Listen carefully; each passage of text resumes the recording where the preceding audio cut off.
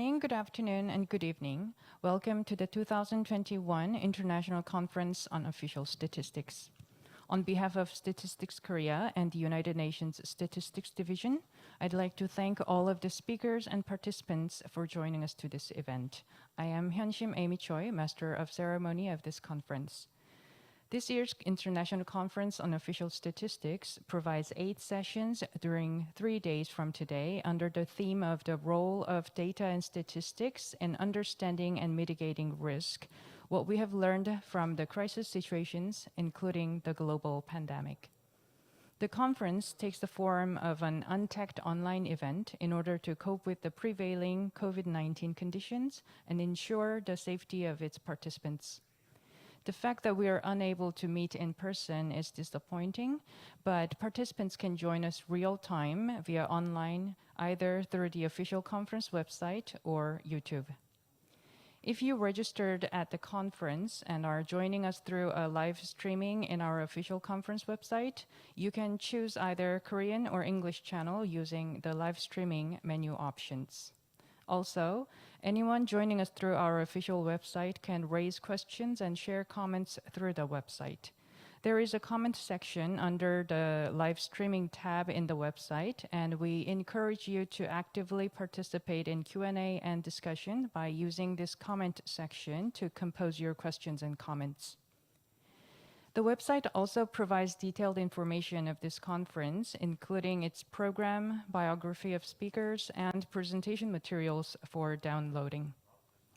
Without further ado, I'd like to introduce Ms. Francesca Perucci, Assistant Director of the Unsd, who will be moderating the opening session of the conference. Ms. Perucci oversees the work of development data, open data, data integration and dissemination, and other global data initiatives at the Unsd. Throughout her UN career, she has actively promoted the use of data and statistics for development and pioneered new ways of producing, analyzing, and communicating data for policy and decision-making. Ms. Perucci, let me give the floor to you.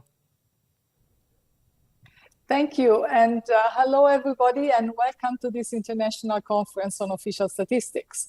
The focus of the conference this year is the role of data and statistics in understanding and mitigating risk, what we have learned from crisis situations, including the global pandemic.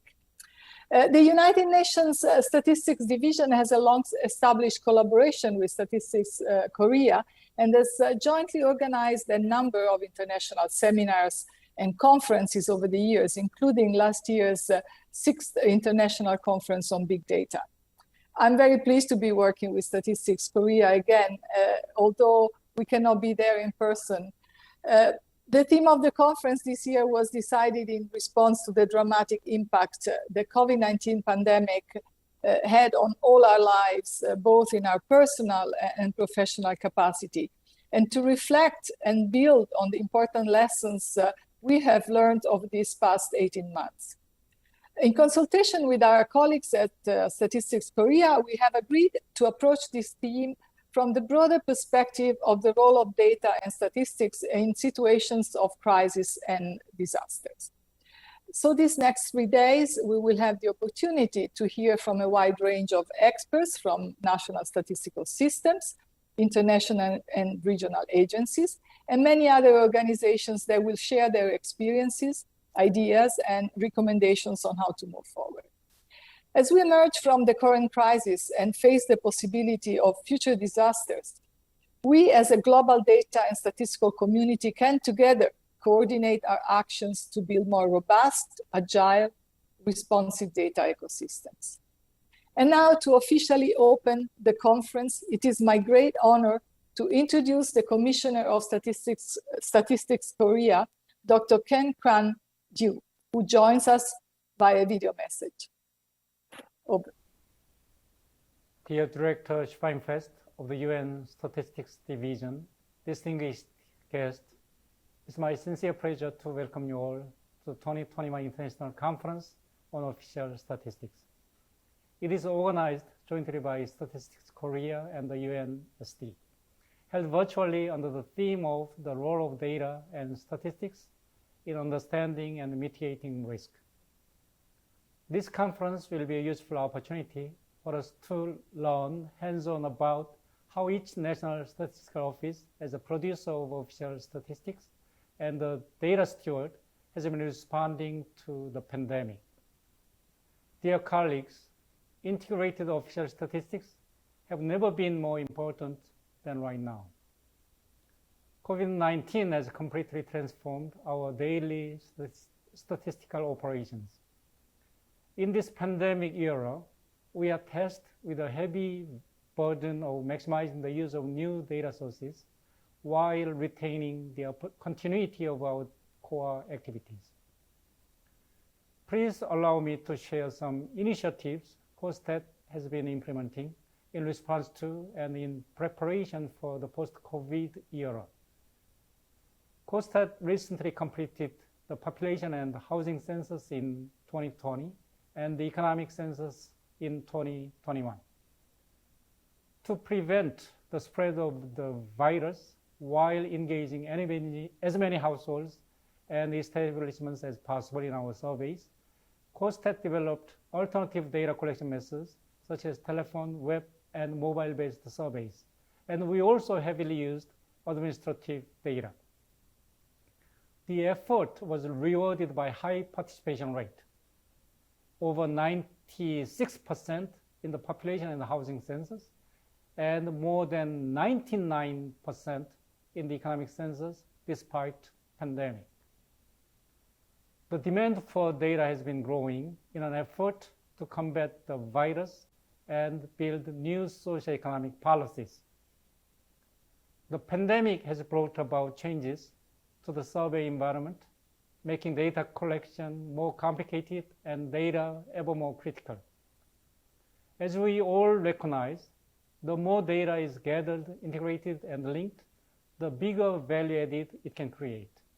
Yet, this raises concerns about privacy exposure. It is against this backdrop that the case statistics system was born as a cloud-based platform that uses top-notch encryption technology and the statistics register to safely link disaggregated data from ministries and public institutions. The platform will enable statisticians and data scientists to maximize the value of national administrative data while ensuring protection of personal information. There is a Korean saying that goes, "Bees become a treasure only when strung together." As a trusted data steward, the case statistics system will harness two pillars of data security and data linkage in order to offer policymakers high-quality statistics in a timely manner.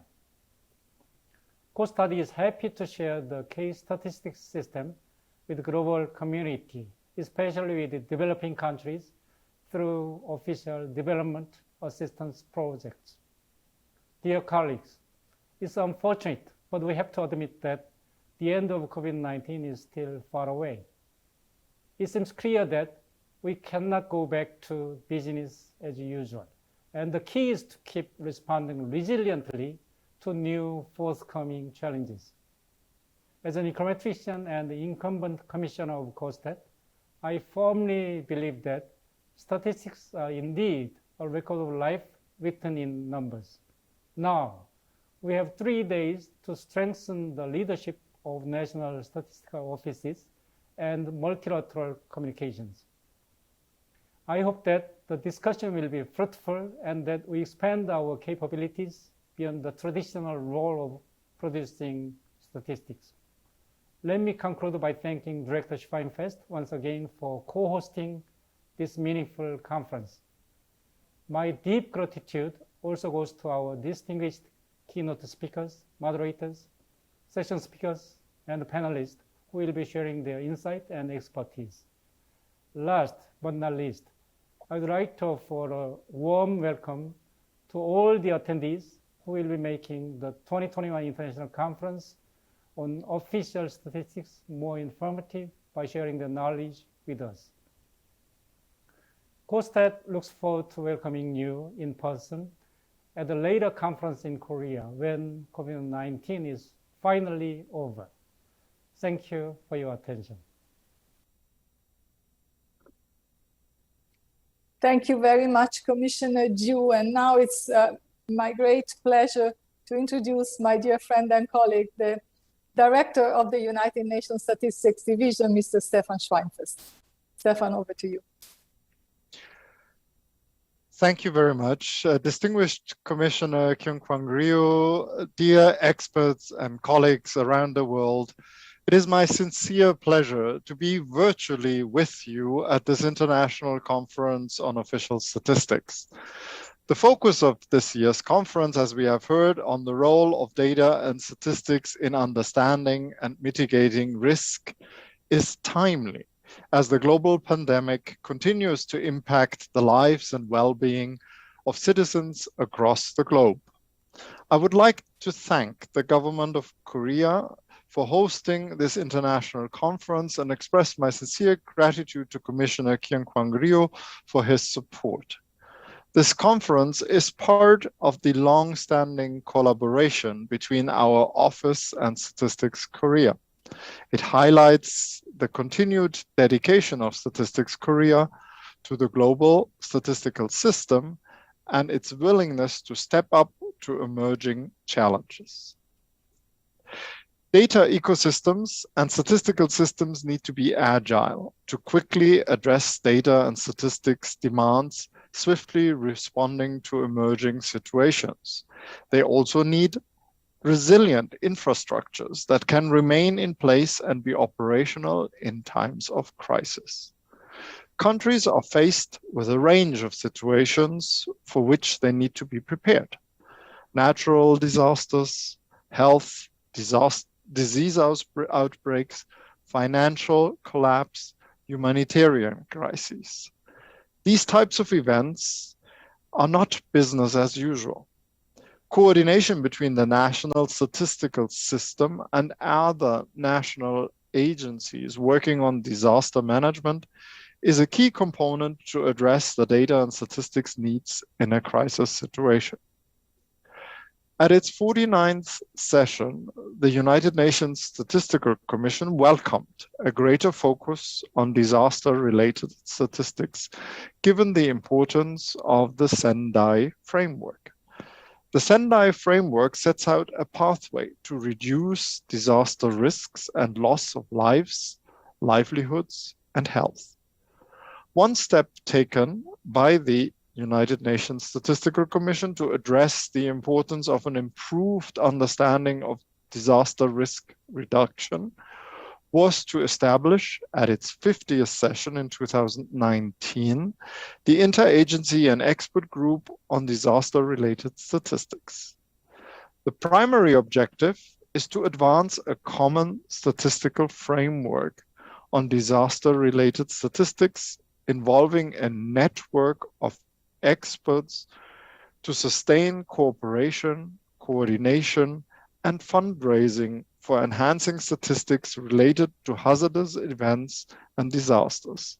The Interagency and Expert Group is currently co-chaired by ESCAP, the Economic and Social Commission of Asia and Pacific, and the United Nations Office of Disaster Risk Reduction. Addressing the data needs of the Sustainable Development Goals has been at the forefront of the global statistical community since the adoption of the 2030 Agenda for Sustainable Development. When the pandemic emerged, the urgent need for timely, integrated, granular data and statistics became even more evident. Governments needed to react immediately with data to track the course of the infections, develop the mitigating strategies, and plan for recovery measures. The current pandemic has clearly brought to light the role of data and statistics in understanding and mitigating risk. Over the course of this international conference, we will hear from national statisticians about their efforts to implement the changes needed to adapt to the COVID-19 pandemic. We will also hear from international agencies about their work with countries on natural disasters to improve the measurement of disaster-related statistics. As the world begins to build back better, it is essential to have adequate data and statistics to fully address the needs of the population and ensure that no one is left behind. Building solid, interoperable systems will allow for more integrated and often localized responses to crisis. As we plan for the future, we need to examine the lessons learned. New partnerships between government agencies and across the data ecosystem were established to allow for faster data exchange. Some of these innovations used to respond to the COVID-19 pandemic can be incorporated into business as usual, so that national statistical systems can better respond to data demands and are also ready for the next crisis. For example, new initiatives focusing on the use of mobile data and geospatial information, the use of big data, can become part of regular data production and used to fulfill data needs. At the same time, while the global COVID-19 crisis has increased the need for high quality, timely, and disaggregated data for effective crisis management and recovery, it has also exacerbated data inequalities. In order to reduce these data inequalities and ensure that countries can rely on resilient and agile statistical and data systems to respond to crises and future shocks, it is necessary to ensure that data and statistics are adequately and effectively resourced. There is therefore an urgent need to make financing for development data and statistics smarter, and to use emerging innovations and momentum in the international community to increase the amount and improve the quality of financial support to data and statistics. In this context, we have now a unique opportunity with the planned formal launch of 2 new key solutions for mobilizing smarter finance for developing data at the upcoming United Nations World Data Forum in October this year. Number 1, there is the World Bank's Global Data Facility. And number 2, there is the Bern Network's Clearinghouse for financing development data. The World Bank's Global Data Facility will aim to scale up support for subnational, national, and global data and statistics priorities, whilst the Bern Network's Clearinghouse for financing development data will make financing for data smarter, complementing the Global Data Facility by acting as its information and community hub, helping inform the allocation of effective resources. Dear experts and colleagues, I want to thank you, the moderators and speakers and participants, for joining from all different time zones.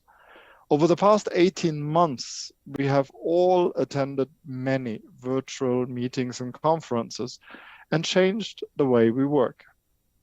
Your participation at this international conference really shows your commitment to contributing to the work of the global statistical community and improving data for all. I look forward to the outcome of your deliberations and wish you all a much success for your conference. Thank you very much. Thank you, Stefan. And thanks again to Commissioner Dew. This concludes the opening session. Dear colleagues, I look very much forward to hearing your experiences over the next 3 days, and I wish you all a great conference. Thank you.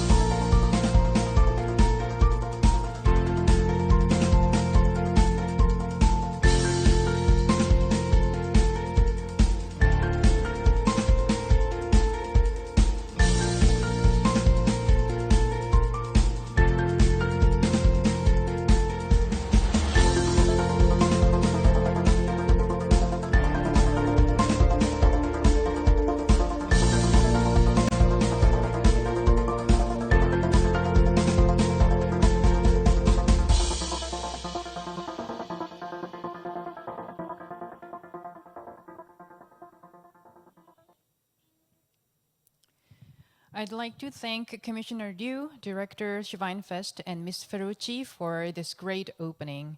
And the following was a short video material in which key milestones of the UN COSTA Joint Conference Series was outlined. I'd like to thank you all for your attention, and this concludes our opening session. And the conference will resume at 9 a.m. in Seoul time. Thank you for your cooperation.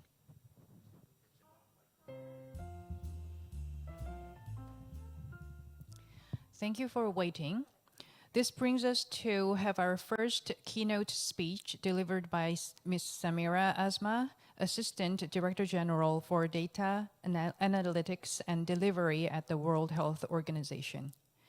Ms. Asma is leading the WHO's effort to use timely, reliable, and actionable data in pursuing organizational and global agenda, including the SDGs.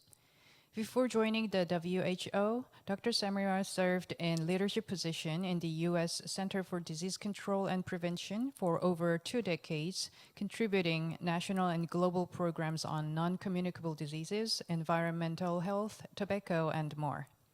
Dr. Asma has contributed to more than 100 publications, books, and policy papers on global health and public health surveillance, whose scientific and policy expertise is internationally recognized. Due to time difference, she couldn't join us real time. However, this pre-recorded keynote speech delivered by Dr. Asma can provide a good opportunity to share her insights. Allow me to steer your attention to the screen.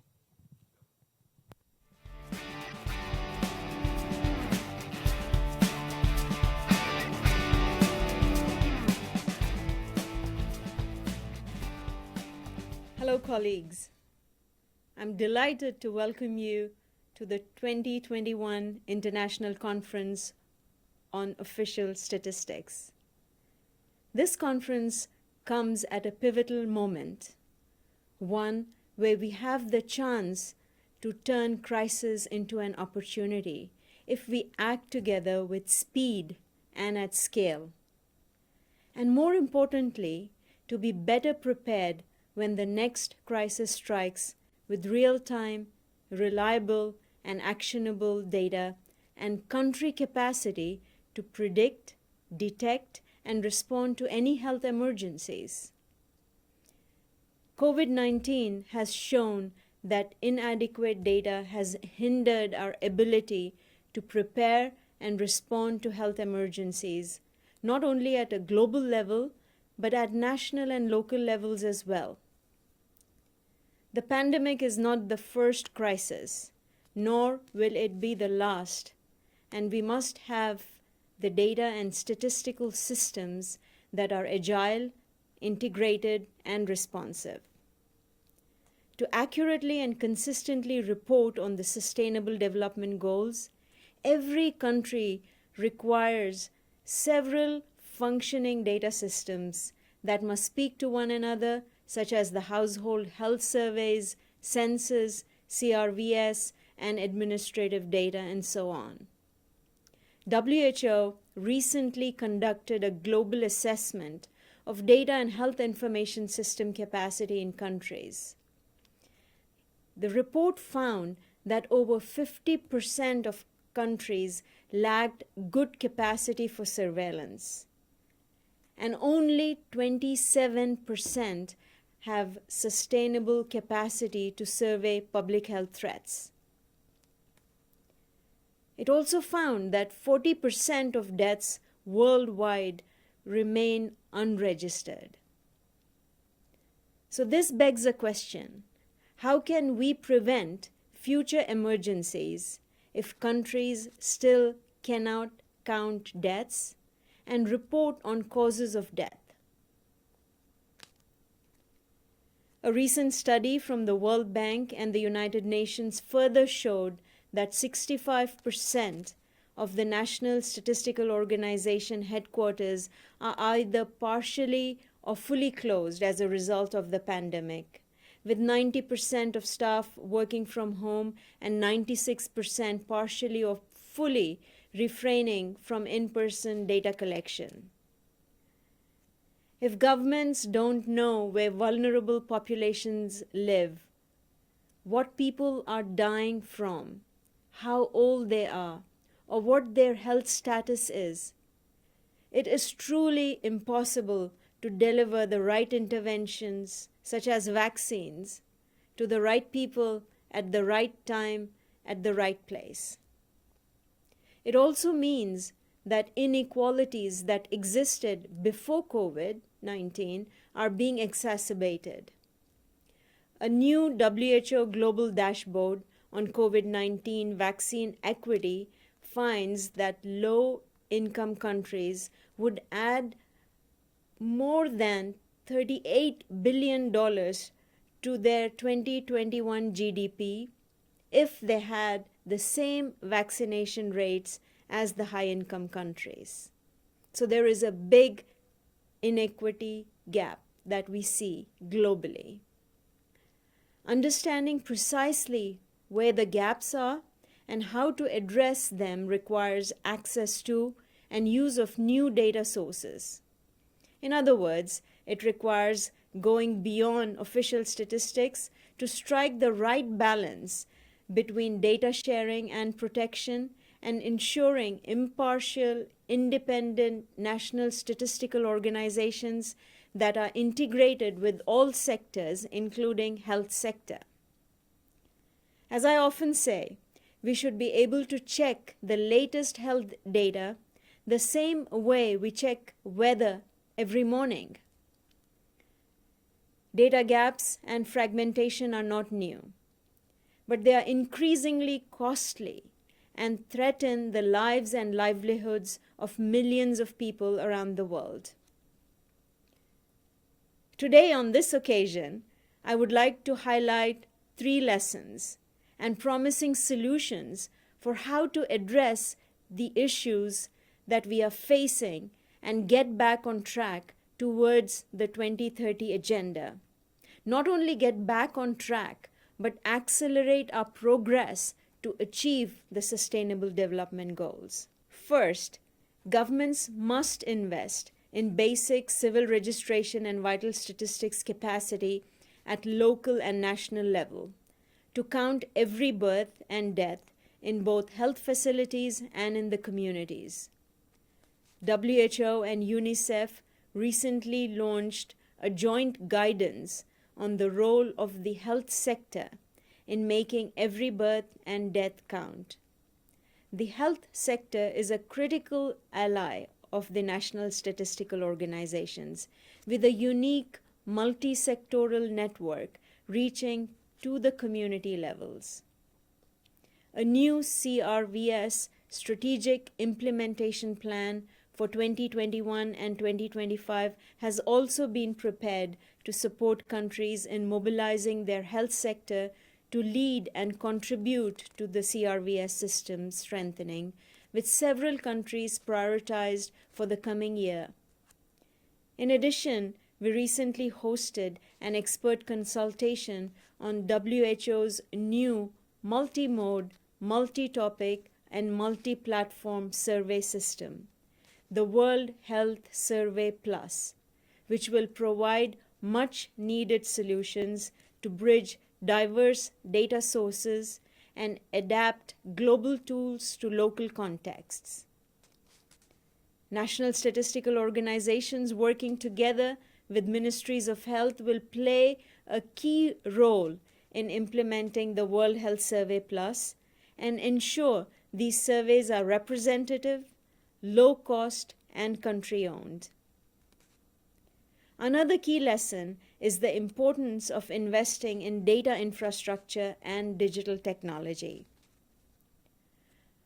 Routine information systems cannot be isolated from the wider national systems. In other words, health data must be able to talk to tax data, for example, or education, workforce data, and finance, and more. This is what we have termed national data infrastructure.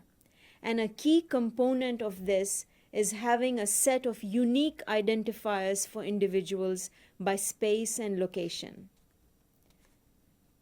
At the World Health Organization, we are supporting these efforts through forums like the Health Data Collaborative and the SDG Global Action Plan, which works to align technical and financial resources with country needs. In addition, we recently hosted the first of the multi-series Health Data Governance Summit to address key challenges and share best practices to support the use of data as a global public health good. And we invite you all to join us for the next session on 30th of September. Finally, the third key lesson is the importance of public-private partnership. Working collaboratively with all sectors is so crucial to ensure data systems are integrated and interoperable and that solutions are implemented seamlessly.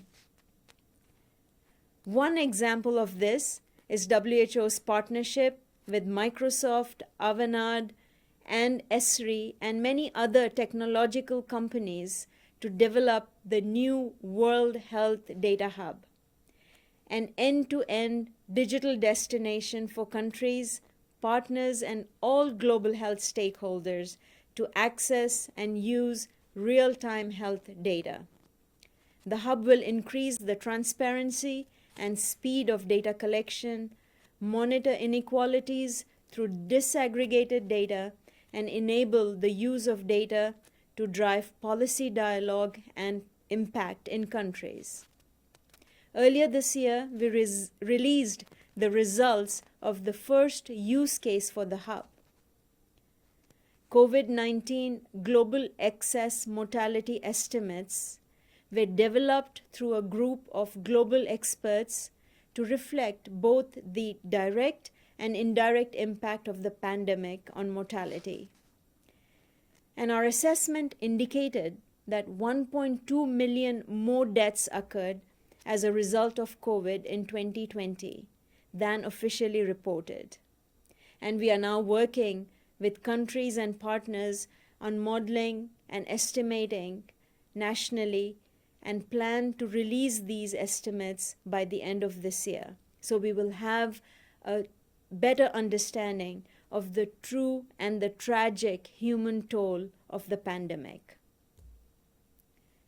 My three key messages can be summarized with a call for all countries to move from national statistical systems to national statistical and data systems.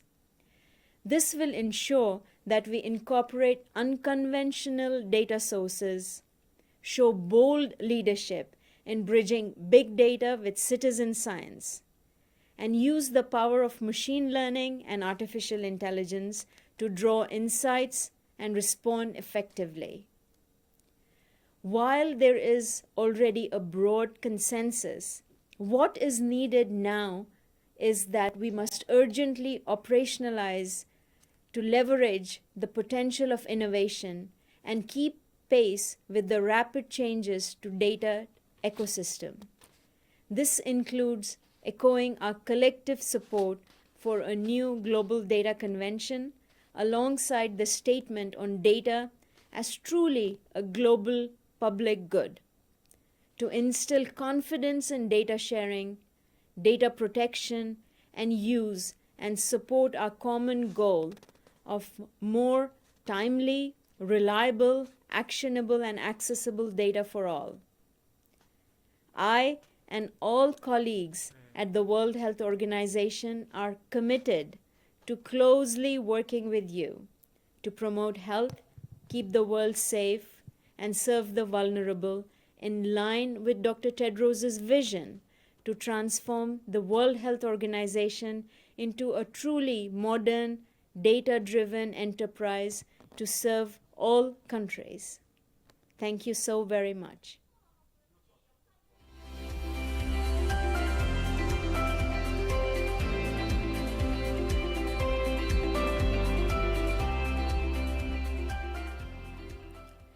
I thank Dr. Asma for her wonderful contribution and thank everyone for your attention. Before carrying forward, I would like to ask our distinguished participants to take a quick 6-minute break and give some time to our chair and speakers for session 1 to get ready for the upcoming session.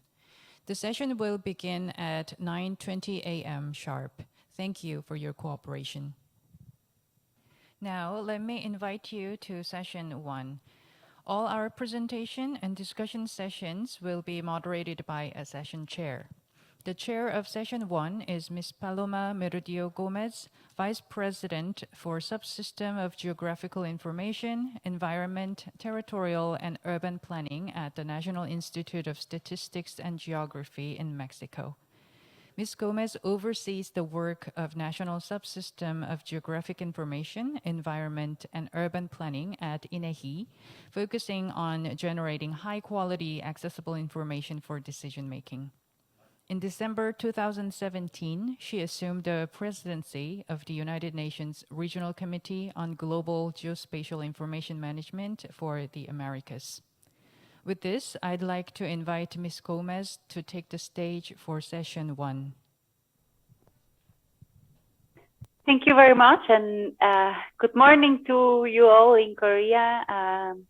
Good afternoon, good night in this side of the world. I'm really glad to be here with all of you today with this first session of the International Conference on Official Statistics.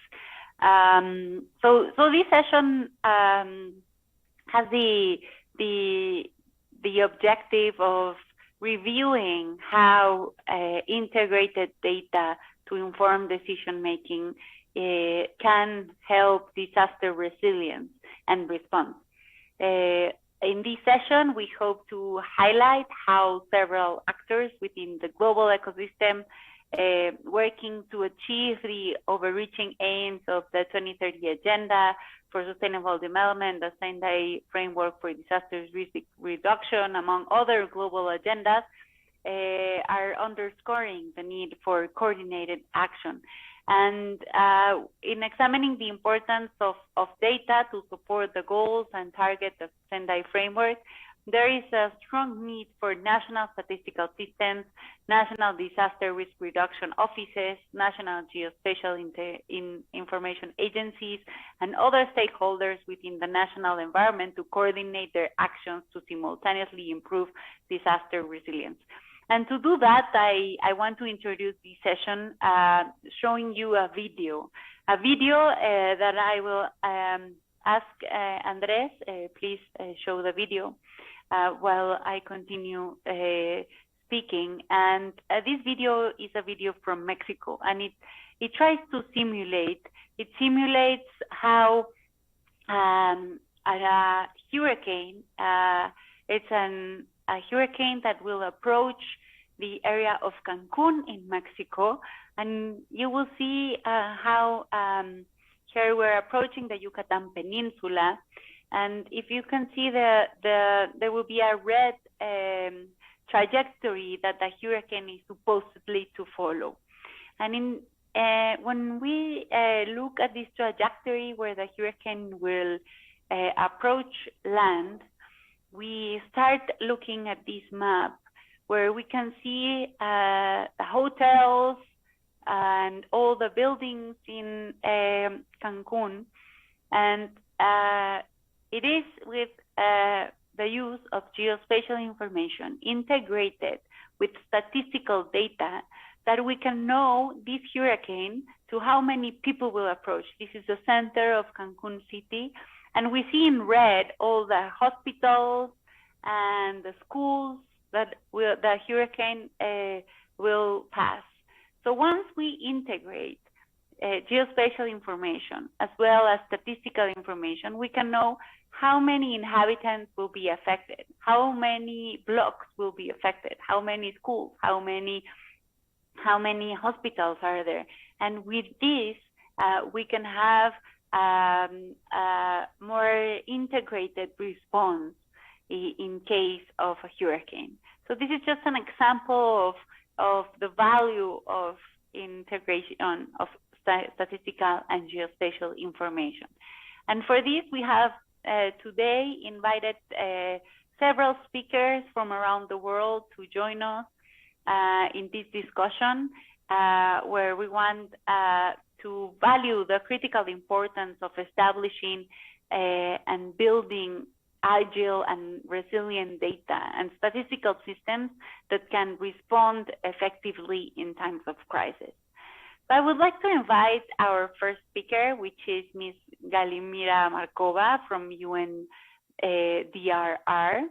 And Ms. Markova is a statistician with the United Nations Office of Disaster Risk Reduction, where she works on disaster risk analysis and is a chapter-led author for the 2022 Global Assessment Report on Disaster Risk Reduction, the GAR. She has extensive experience in disaster statistics and policy, advised both at national government level and within international organizations. So Ms. Galimira has sent us a video that I will ask the Secretariat to show now. Thank you.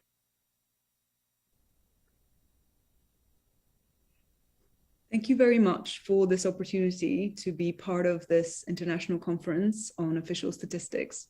Despite the difference in time zones, I'm delighted to be joining this session with this video intervention. And the COVID-19 pandemic has made it tangible to all of us that disasters of any type are not really confined to one sector, one location, or one community. We've seen how quickly they can transform into global crises with long-lasting and catastrophic consequences, be it social, economic, or ecological. And faced with uncertainty, complexity, and volatility of this unprecedented scale, it is so important that our statistics systems remain resilient and agile. This is because data is key. Implementing strategies for risk-informed and resilient development requires functioning information systems that can provide reliable statistics that are timely, accurate, disaggregated, gender-sensitive, and openly available. In this line, the monitoring of the Sendai framework has created new requirements and has set new standards for data collection and for the reporting of disaster impact data at national level. It is carried out by member states with the support of the UN and in close alignment with the Sustainable Development Goals. So without further ado, I would like to give you the breakdown of where we stand with the Sendai framework monitoring process and what this framework stands for.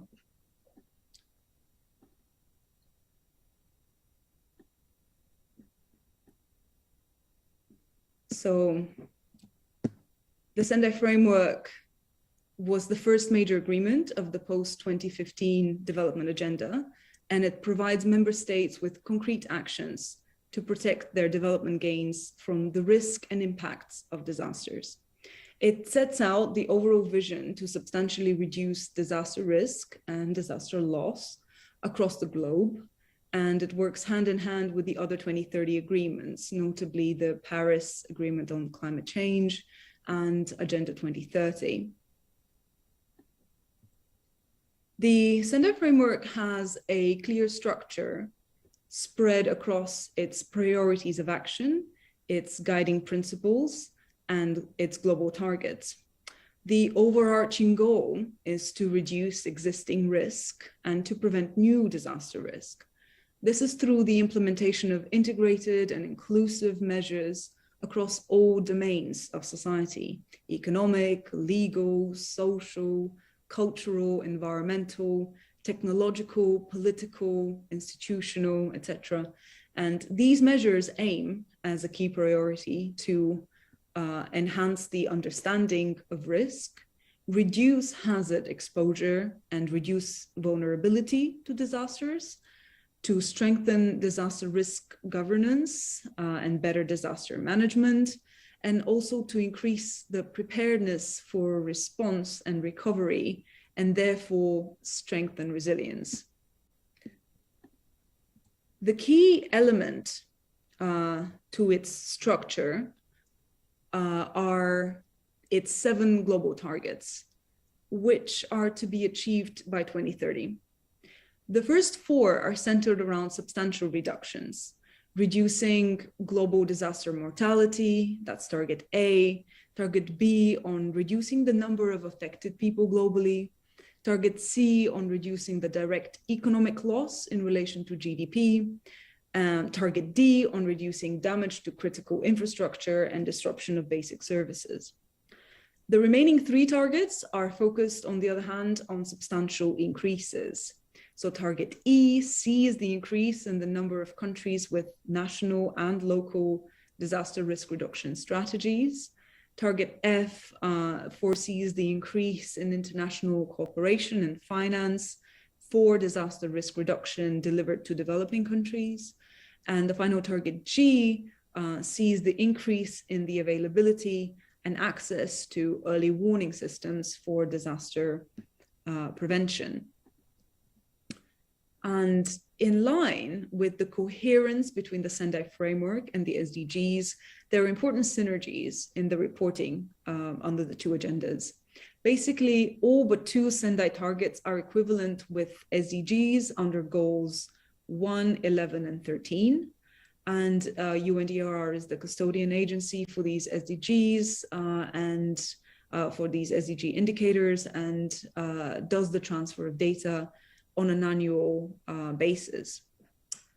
In order to measure global progress in achieving the Sendai targets, a set of 38 indicators have been stipulated through an intergovernmental process, namely as the result of the work of the open-ended Intergovernmental Expert Working Group on Indicators and Terminology, otherwise termed OIEWG. And these indicators, they do have quite substantial data needs. To measure mortality and people affected, we need to look at the number of deaths, numbers of missing persons, people with destroyed and people with damaged dwellings, people with disrupted livelihoods. In order to move to measure economic loss from disasters, we look at sub-indicators that measure loss, for example, in agriculture, and within that sub-indicators that look at crops, livestock, fisheries, and forestry. We also have sub-indicators that look at loss in the housing sector, in cultural heritage sites, and so on. In target D, for example, in order to surveil loss in critical infrastructure, we look at the number of damaged or destroyed health and education facilities, the number of disruptions of basic services, etc. On the other hand, the Sendai framework also monitors the growing number of disaster risk reduction strategies at national and subnational level, the level of financing provided for DRR activities in developing countries, and the availability and coverage of early warning systems. So this gives you an idea of just how much data it really takes to paint a full landscape on disaster risk reduction. And this level of data from various, that needs to come from various domains and sectors, requires more and more of a collaboration across multiple bodies and agencies at country level. Different line ministries should be talking to the National Statistics Office and the National DRR Agency in order to obtain the full spectrum of disaster information required for Sendai, but also required for the DRR planning and policy processes at national level, so meeting national level needs. And therefore, in order to produce more complete, reliable, and timely data on disaster impact, we have the challenge to create synergies across increasingly complex data systems. However, these synergies can really boost both national processes and global level reporting. Strong accountability is one of the cornerstones of the Sendai framework, and it is ensured by means of the Sendai framework online monitor. This is UNDRR's web-based monitoring system, where countries log in to report their progress on the various targets and indicators. The platform has a simple interface, but it also has multiple functionalities, including setting up different user profiles This therefore allows more national actors to participate hands-on in the reporting process. The tool also allows to set up specific metadata, to report historical data at any time, and so forth. And so the Sendai indicators are intended to be objective and comparable across countries and time, and to provide a measure of progress at national level, while also revealing global trends in the reduction of risk and losses. When it comes to progress made, so far, a total of 153 countries are using the Sendai Framework Online Monitor to report on at least one indicator, and a total of 68 countries have so far reported across all 7 targets for at least 1 year since 2018. And we are seeing a steady growth in these reporting numbers since the launch of the process back in 2018. This said, 4 years into the process, we are also seeing some of the challenges. Improving data quality, scaling up the rate of reporting and not losing momentum, ensuring, for example, that COVID-19 impacts are also duly reported, improving data dissemination, making sure that there is reverse feedback after reporting. These are all important aspects to improve on. On the other hand, there are also multiple opportunities in the horizon. We have a midterm review of the Sendai framework coming up, which together with a user experience review is going to see some enhancements and improvements added to the online systems, and they will be all user-based. And this will improve the ease of reporting for countries mainly. UNDR is also working to support countries in the setup of national disaster loss databases, which will be fully interoperable with the Sendai reporting tool, and it will also automate a great deal of the process. Finally, there is the work of the interagency and expert group on disaster-related statistics that should be mentioned. It is co-chaired by UNDR and UNSCAP. And that work and that group will be key in establishing and advancing common normative frameworks, and therefore improve the overall quality of disaster statistics globally. So ultimately, better disaster data means understanding risk better and understanding disaster and climate change impact better, which leads to better informed policy, action, investment for sustainability, preparedness, and resilience. So on this note, I thank you very much for the attention. I thank Ms. Markieva for her presentation.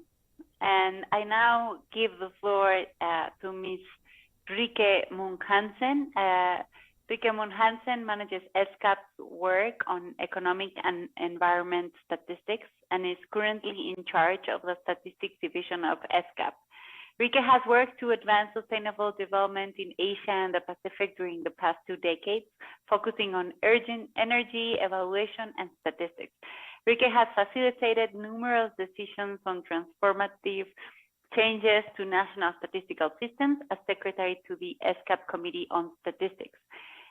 She is co-chair of the Interagency Expert Group on Disaster-Related Statistics, co-organizer of SIAP management seminars, and as a reviewer of national statistical systems. Rike holds an MS in Mathematics and Computer Science from Aalborg University, Denmark, and Technical University of Eindhoven, the Netherlands. Rike, welcome, and the floor is yours. Thank you so much, Paloma, and it is my pleasure to present at this important international conference. So good evening, good morning from Bangkok to everyone.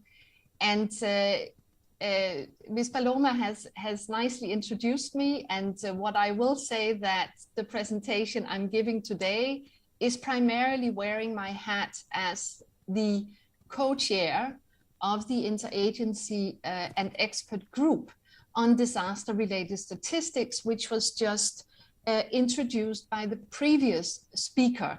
And in that sense, the presentation we've just heard provides an excellent context to the presentation I will give here today, because I will focus on the work of the interagency and expert group on disaster-related statistics, which is put in place partly to improve the quality of the Sendai framework monitoring. I will also mention that the work in this space has really received a tremendous momentum because of the developments globally over the past year and a half. We have seen a pandemic. We have seen very serious reports coming out from the IPCC. It has made us all look carefully at the work we do. Are we fully incorporating health hazards, for example? And are we putting enough emphasis on the interlinkages between climate change and disasters? So the context here, we have actually just heard an excellent overview of the context from the previous speaker. So what I will just focus on here is that the work on disaster-related statistics that is ongoing and has been ongoing for some years is focusing very much on this institutional collaboration that we've also just heard the importance of. The emphasis has been to facilitate disaster management agencies and national statistical offices to join hands, both in the actual data operations, but also in the normative work, which is what I will focus on today, since we do have a session with a focus on frameworks and normative work. I will mention also, just stressing one point, and that is that the work, yes, it will definitely, it is definitely having the aim of improving international reporting, but the priorities and focus of the work is always prioritizing the national efforts to inform disaster risk reduction policies and risk-informed development planning in general. So what led to the establishment of this global interagency and expert group? We had over a period of time seen an increased demand for evidence that could really support risk-informed development. It was very much highlighted in the Sendai framework and beyond, but the discussions actually happened even before the Sendai framework was in place. We see a landscape of ad hoc, fragmented, non-comparable statistics, not only between countries, but also over time. And that is, of course, the fundamental building blocks to being able to produce some analysis and some data that can also increase our preparedness for disasters, as we just saw in the excellent video our moderator of this session started out with sharing. So the demand really increased and underlined the need for statistical guidance. There was across the world, in different regions of the world, a number of responses to that. We've seen development of a statistical framework in one region, which was my own region, Asia and the Pacific.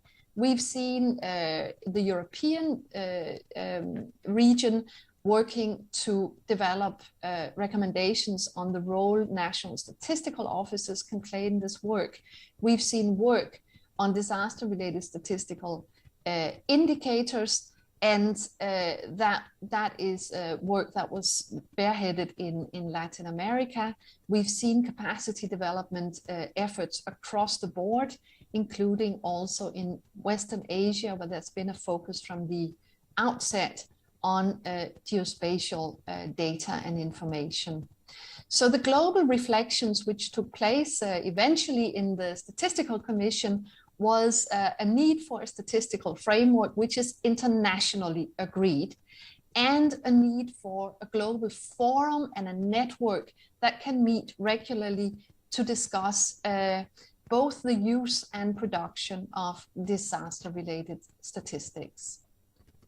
So a brief overview here of the timeline.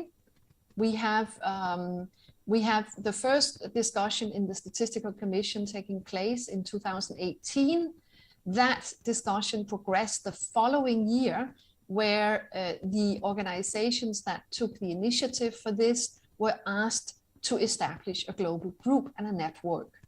And finally, in October last year, we were ready to call for nominations for this interagency and expert group, so formally establishing it.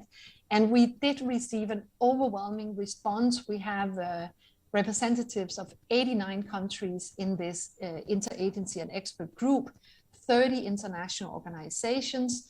And as mentioned, the leadership of this group currently is shared between UNDRR and ESCAP, and this is a partnership that has already actually been ongoing for 5-6 years. We've had the first two important events in the context of this expert group, and the first one, well, that was the first meeting of the expert group in May, and the following month we had the first global expert forum for producers and users of disaster-related statistics. So this interagency and expert group, well, what is it established to do, and how are we going to do this? Well, the main ask from the group is to advance a common statistical framework on disaster-related statistics, which we interpret as developing an internationally agreed either standard or set of recommendations for disaster-related statistics. The key functions of the group were set to be consider what's already available in different parts of the world, at country level, in regional levels, and see what do we need to do to develop this into a globally recognized framework, and organize a regular expert forum on disaster-related statistics. We are working electronically, and we are working also with inputs from, well, all regional groups, but also a number of the global groups, not least the groups working under the GGIM, because it is recognized from the beginning, of course, that geospatial information is absolutely crucial to this kind of multi-domain statistics. So if we look at the very first meeting of this interagency and expert group, well, why did we meet? What did we decide? And what are we going to do next? Very briefly, we were looking at all these past efforts because we've been asked to use that as the foundation for our work.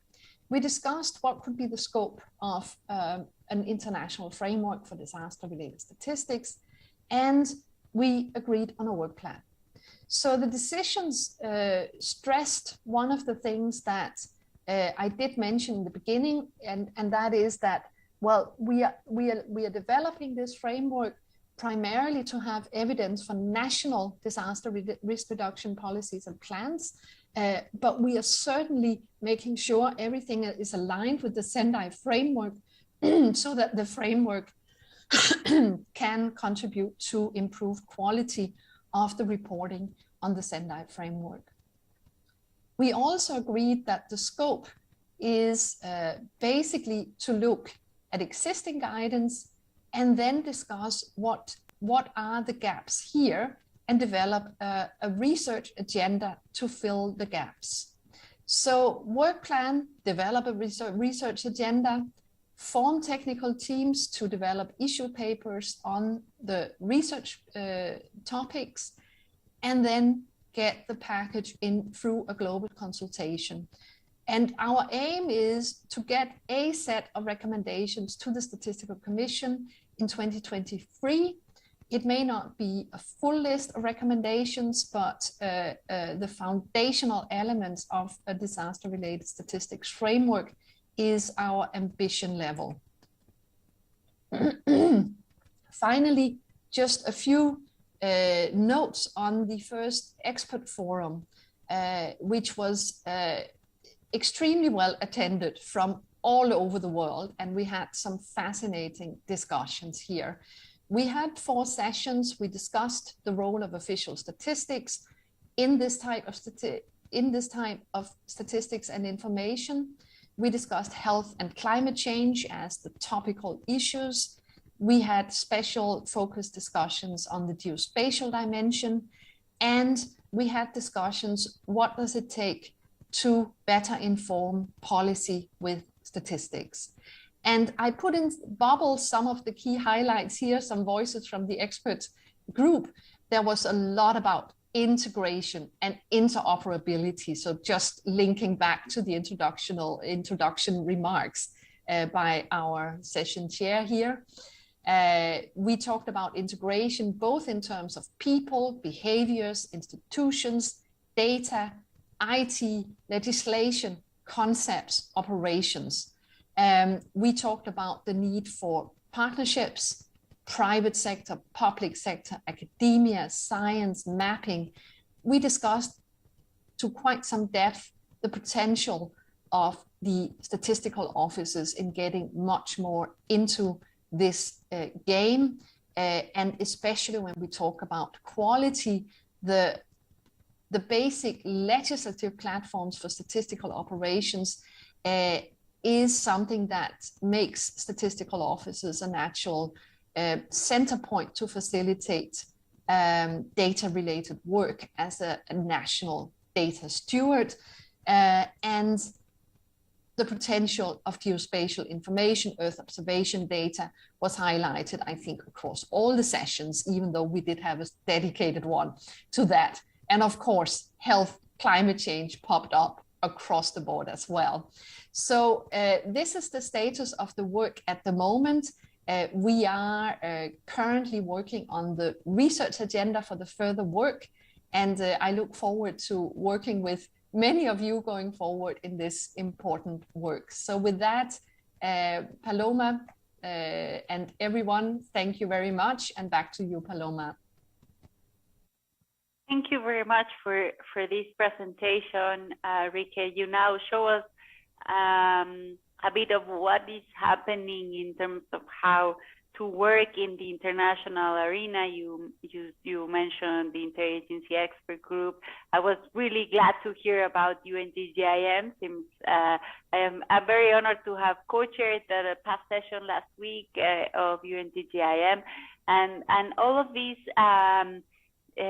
groups that are really trying to coordinate all of these actions. And I really like the roadmap that you show in terms of where we're at and where do we need to go. So what I'm hearing from Ms. Markova and from you is about coordination, about integration, and how to achieve that.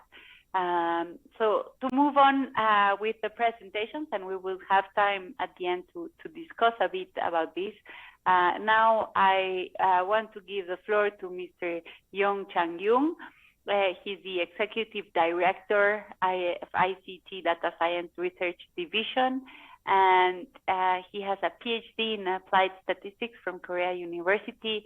He has experience as Vice Chair, Working Party on Measurement and Analysis of the Digital Economy, Committee on Digital Economy Policy of the OECD.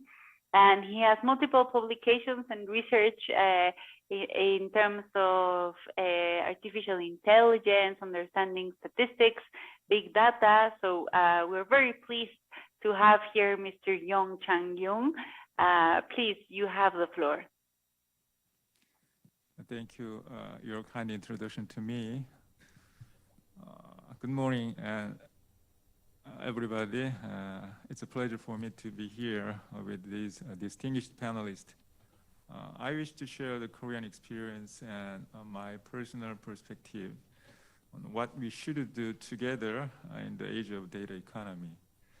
Most of the panelists have presented about the disaster-related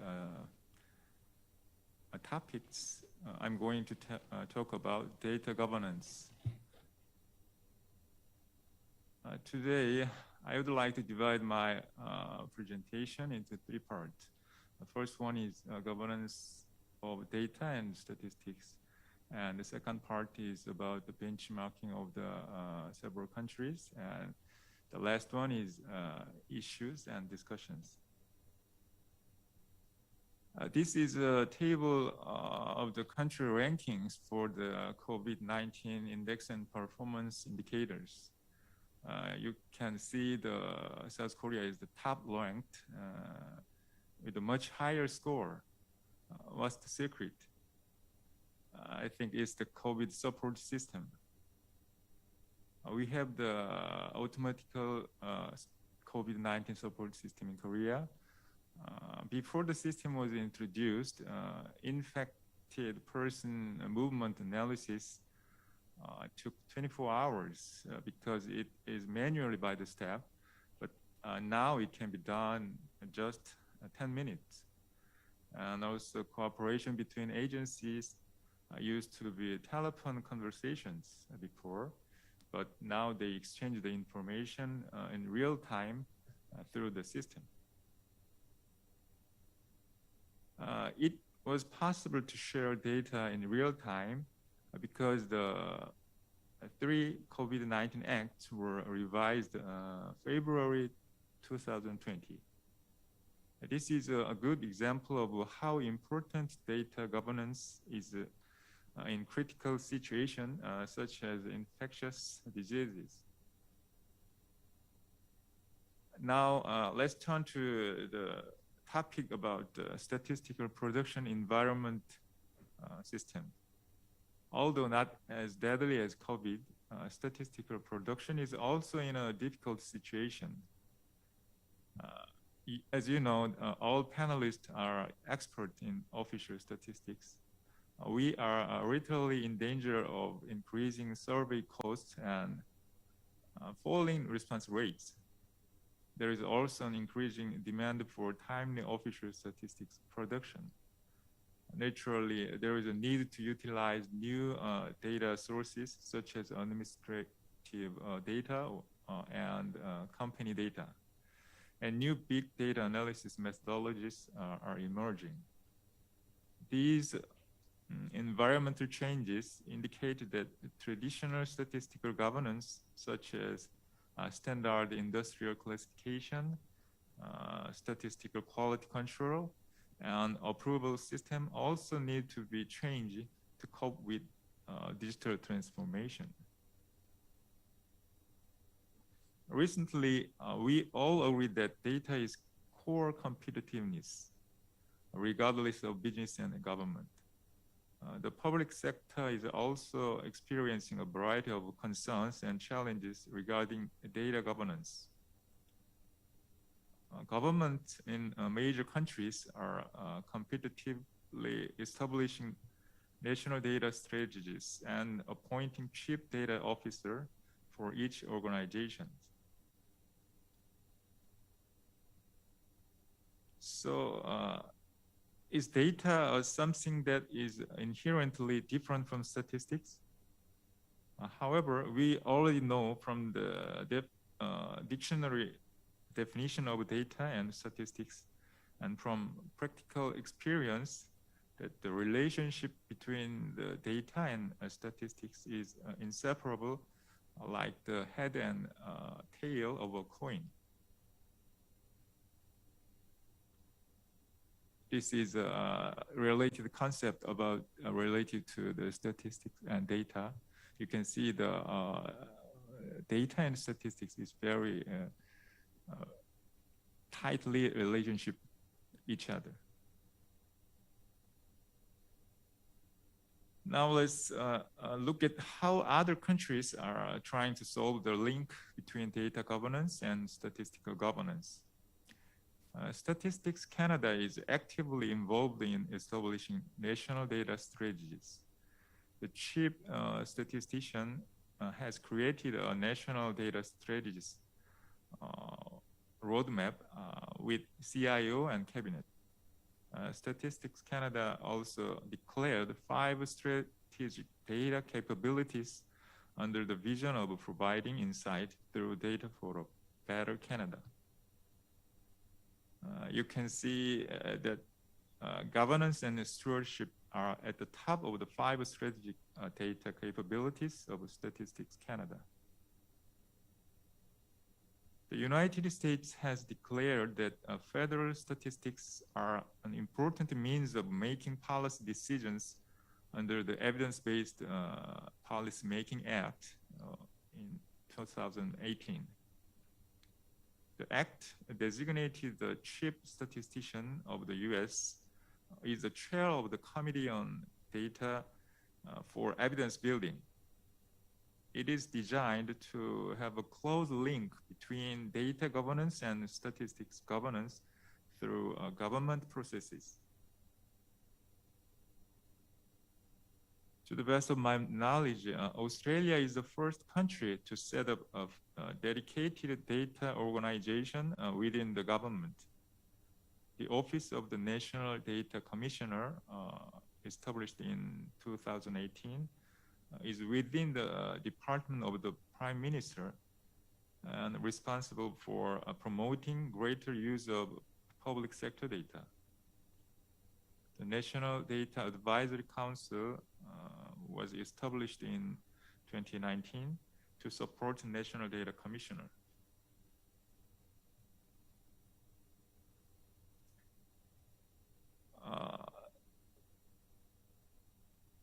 There are 9 advisory members of this council. 3 of them representing government are the Australian statistician with the Information Commissioner and the Australian chief scientist. This means that the role of statistical organizations in data governance is very necessary and important. In addition to the 3 countries introduced here, I have looked at the example of about 10 countries, which can be divided into 3 types. You can see these tables. Active collaboration type, like Canada. Practical work cooperation type, like the US case. And others are parallel type. Korea belongs to the parallel type. Public data utilization and data-based policy making are taken by the Ministry of Interior and Security. And another Ministry of Science and ICT is in charge of promoting the data industry. Now it's time for all of us to think about the nature questions raised from my presentation about data governance and statistics governance. I'm going to ask 3 questions to all of us. Which type of governance is the best for building a data economy? What is the most effective way to enable data sharing within the government? How can we design the framework for data and statistics governance at the national level or international organization level? So I just wrap up here and hopefully we can have a further discussion. Thanks a lot for listening. Thank you very much for your presentation and for posing those questions that are really relevant, and maybe we can share with all of the panelists at the end of this session so we can discuss. You said 3 very relevant questions, and I would like to come back to that once we are done with the presentation. So right now we have one more panelist that I will introduce, and then we will review the material before going to the discussion. So our last panelist is Ms. Ola Awad. She's president of Palestinian Central Bureau of Statistics. Dr. Ola Awad is an active member of the Palestinian community, regionally and internationally, with over 20 years of experience working on various topics, including modernization of statistics. I would like now to share her recording, and then we will have time for discussion. So please start the recording.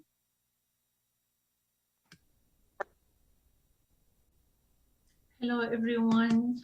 My name is Ola Awad. I'm the Chief Statistician of Palestine and the co-chair of the high-level group for partnership coordination and capacity building for statistics for the 2030 Agenda for Sustainable Development.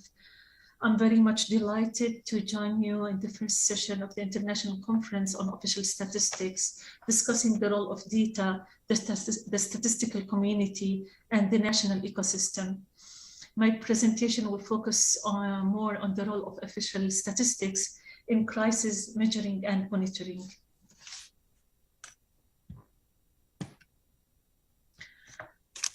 World and statistical agencies face challenges. COVID-19 pandemic, in addition to natural disasters and the resulting losses in lives and properties, and their close connection to climate change, which led to an increase in the size of these disasters and an increase in the volume of losses, lives, and job losses. Therefore, disaster risk reduction is important for every country because of its impact on sustainable development. As the role of statistical agencies in providing data on these pandemics that are sweeping our world at the right time in order to be able to plan appropriately.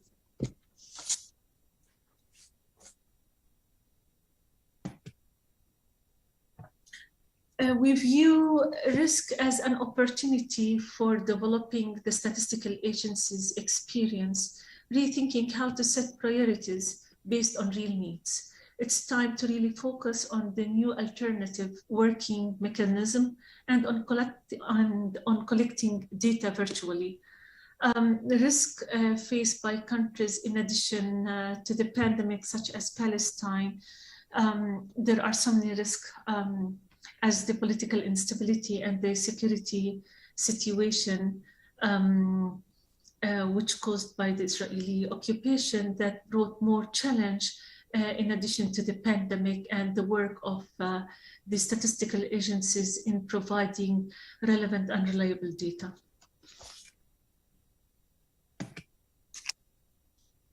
I'm sorry, I was unable to do this flow of screen for my presentation.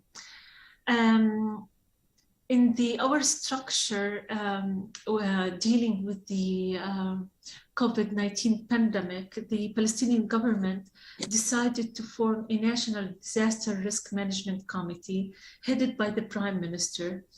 The committee was tasked to forming a technical team representing ministries, government agencies, and the private and the academic sectors.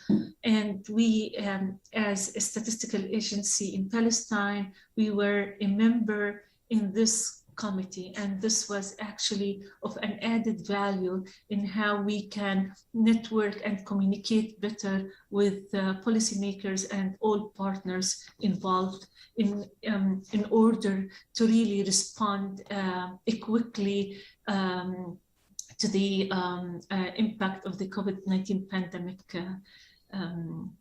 in Palestine. So I may start how we as a National Statistical Institute respond to the COVID-19 pandemic. I can summarize that we worked in different levels. On the operational level, we formulated in PCBS an emergency team. We worked remotely. We worked so hard among PCBS staff in communicating between each other and in networking and communicating with our partners. On the level of the networking and communication level, we focused a lot on being on taking the initiative, let's say, to make data more accessible to decision makers. So we didn't wait for any of our partners or any of our government members to knock our door in our statistical agency and to request any data. We took the initiative and get in touch very closely with them in different ways and means to be able really to respond to their needs very quickly, in addition to also make our data very much accessible to all of our partners.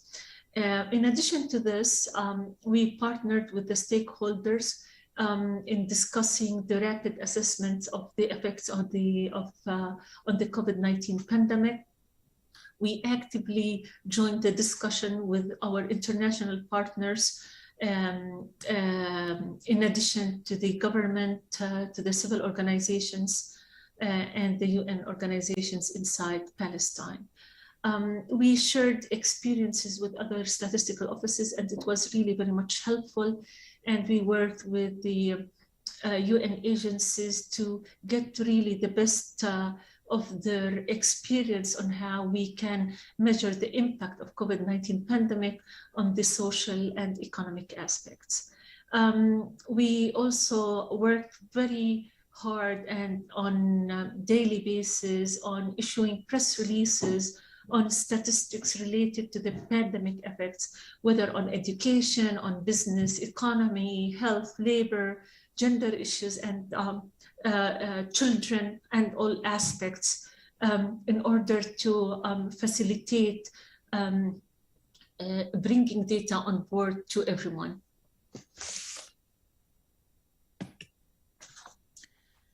On the technical level, we, as NSO, we shared the updated economic forecast for the 2020 in light to the current outbreak for the pandemic. The forecast was based on 3 scenarios, assuming the lockdown will continue for 1 month as a first scenario, or for 3 months as a scenario 2, and or for 6 months as a third scenario. It is worth mentioning that this forecast was sent to the Prime Minister and the Minister of Finance and Planning, upon which the emergency budget was actually prepared. The plan was shared with all partners for guidance, and this was really of an added value in the preparation of the government for our emergency budget for the country. So, and this how we were really very much close to all of our partners in that perspective. We worked very much on investing in the modern techniques of data collection and dissemination. Especially, we were unable to go for physical data collection.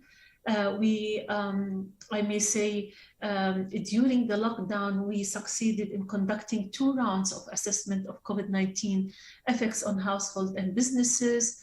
We worked with the Ministry of National Economy on measuring the economic losses, and we were really one of our main partner in setting up the plan A and B for the economy of Palestine. We continued data collection of prices via phone. We reconsidered the prioritization, and we postponed many activities based on the priority and put the impact of COVID-19 pandemic on our top of priority in our plan and in our program.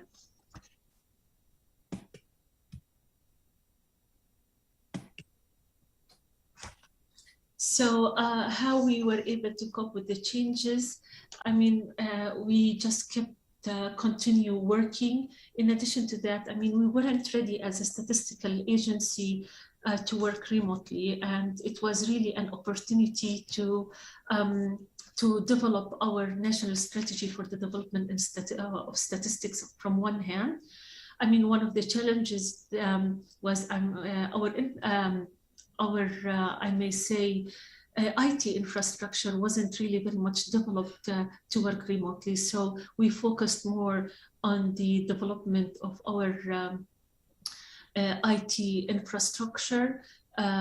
We developed our national strategy for the development of statistics based on the modernization of statistics, working more on the data interoperability and data stewardship, and focus more on communication with our partners. So networking, communicating with partners in different ways and means was actually our main focus on working during the crisis of the pandemic. In addition to this, I mean, it was really an opportunity having the pandemic hit us and obliged us to think out of the box. I mean, to think more in innovative approaches, how we can really work in more innovative way. And this actually, I may say, I know how much tough was the pandemic on us, on the personal, on the institutional level, on the country level, but also the pandemic obliged us as a statistical agency to think really out of the box and to think more in innovative way on innovative methods, innovative data collection, innovative modernizing the work of statistics inside PCBS even on the management of the institution too. So I may say there is a continuation effort in developing our work, and we are in the finalization process on developing our national strategy for the development of statistics, where the pandemic was of a great lesson learned on how we can really develop the national strategy for the development of statistics, on focusing on data stewardship, on including the data modernization, the data interoperability, and the modernization of statistics in PCBS, and the management too, in addition on focusing on communication and partnership.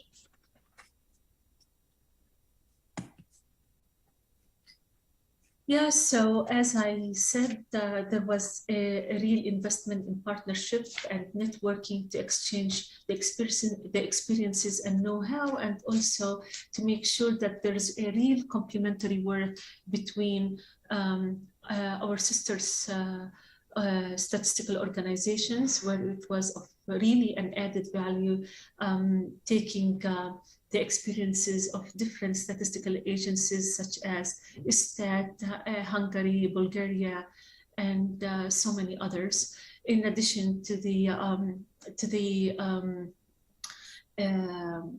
experience and the added value that we work together with lots of UN agencies, and I may say measuring the impact of COVID-19 pandemic on the social and economic aspect was also was done with the cooperation and the experience of the World Bank, where they actually I may say implemented the two modules where we were able to take such experience and implement it in Palestine.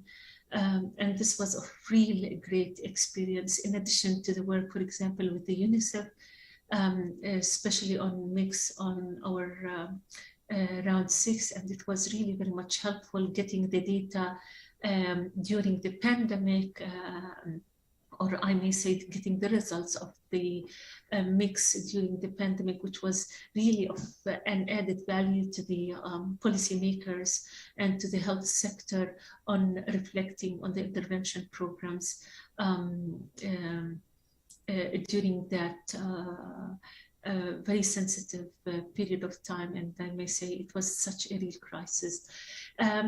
it wasn't really easy to cooperate with the private sector, but we were really very much happy that, I mean, when we knocked the door of the private sector, they were very much willing to cooperate and share and communicate with us. And also from our side, we were really very much open also to respond to their needs, to their data needs. And that was really very much of an added value. And it has been also reflected on our national strategy for the development of statistics. So from the pandemic, we succeeded to provide data in time of the crisis, and we developed a wonderful platform, SDG platform, and we took this initiative and experience from the Statistics Italy, and we succeeded also with the private sector and with the work with the UNSD and DFID on the development program, that we succeeded to share such platform with all the ministries, government institutions, and all of our partners, that they are able actually to access such platform, and also to get actually reports from such platform.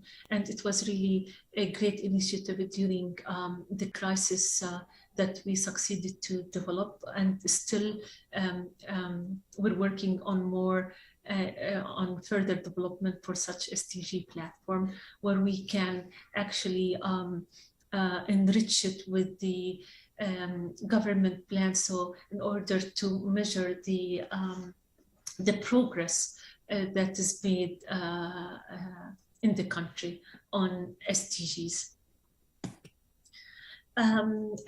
We have also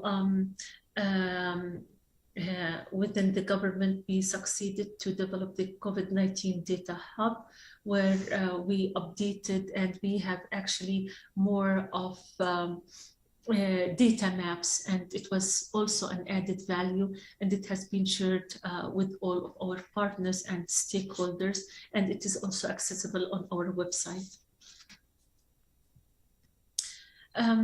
This is mainly just two main examples that we worked on during the pandemic, and we really very much happy that we succeeded to take the initiative as a statistical agency and to play a major role in responding to the COVID-19 pandemic within the data that we provide, and respond to all of our stakeholders to their data needs. Thank you so much for everything, and I was so much happy to share a few tips on what has been done, and looking forward also to learn from others on what has been done, to see how can really the role of official statistics can really play a major role in responding to the crisis, especially what the world has already actually facing, and still we are facing worldwide, the COVID-19 pandemic. Thank you very much, and looking forward to listen to everyone, and apologize. I really apologize for recording my session, but it was really very much challenging waking up at 3 o'clock in the morning to join you. Thanks once again. Bye-bye. Thank you very much, Ms. Ola Awad, President of the Palestinian Central Bureau of the Statistics. This presentation was very enlightening in terms of hearing this call to modernization, to going out of the box and thinking different, and how the situation that most of the statistical offices had to put up with when the pandemic started, and we were not able to go into the field to do our traditional surveys and our traditional census. It was around 2020 for population censuses. And this call from Ms. Ola Awad to modernize, to think out of the box, I think it's critical in order to achieve integration of data and readiness for disaster risk reduction. So now we will have a discussion, and now I would like to invite our speakers to participate in this brief discussion, where I want to first react a bit to the first presentation that we have on the Sendai framework and the role of statistics risk management by Mrs. Galimira Markova from UNDRR.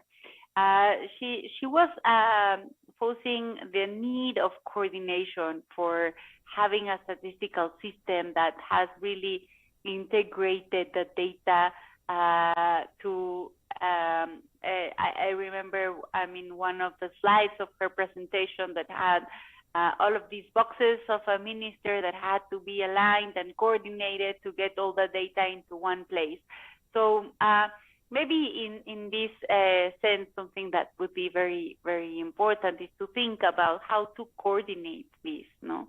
And here I can share a bit of the Mexican experience with what we call our national system of statistics and geography, where we have a law that regulates how we need to coordinate with other entities, and how we have these mechanisms to coordinate in different statistical topics with all the ministries and with all the units of states that are producing information. Because we as statistical officers, we need to recognize that we're not the only ones that produce information, but there's also ministries and other government agencies, and also the private sector, the academia, and how do we connect to those dots in order to create this data ecosystem that is integrated.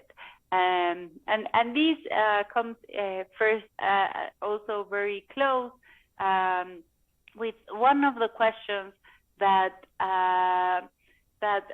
were posed by Mr. Yong Chang-Yung in his last slide, where you talked about what is the most effective way to enable data sharing within the government. So you were asking these issues for governance framework, and how do we really entail the most effective way to enable that data sharing. So this is I want to open the microphone to our panelists to respond in terms, I have shared how the Mexican government does it in terms of we have a law that coordinates all of these, and we have a system in place that INEGI is in charge to coordinate, the National Statistical Office. But going back to this question that was posed in Mr. Yong Chang-Yung presentation, how do we coordinate in the most efficient way to share data and enable this data ecosystem for disaster resilience? And so I will open the floor, but I just want to remember to everyone that is watching and connected live that they can pose their questions, please, in the chat. So we will have several rounds of questions. So please put your questions, and we will go to them lately. Okay, so who wants to go first? Ms. Rique, would you like to respond? This is a question that Mr. Yong Chang-Yung posted, so I was wondering if you can tell us, in your perspective, how you have seen countries doing this efficiently. Yeah, thank you very much, Paloma, and thanks also to Mr. Young for posing this question, because this is a question that goes way beyond the topic of the session. Actually, the broader issue of data coordination within national data ecosystems, and also this emerging role that we are talking a lot about, and some countries are pushing and leading. And this is this issue of data stewardship and the kind of role that national statistical offices may take on in that regard. And I think we heard a very good example also from Palestine of how,